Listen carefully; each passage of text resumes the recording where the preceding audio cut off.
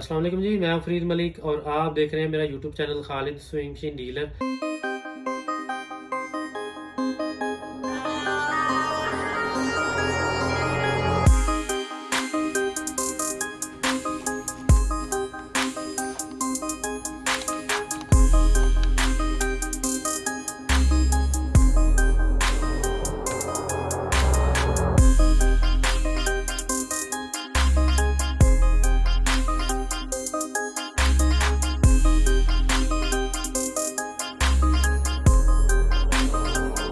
अस्सलाम वालेकुम जी, मैं हूं फरीद मलिक और आप देख रहे हैं मेरा YouTube channel Khalid swing machine dealer.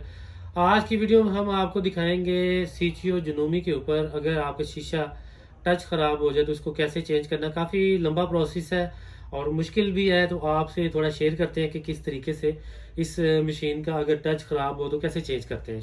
Video शुरू करते हैं जी।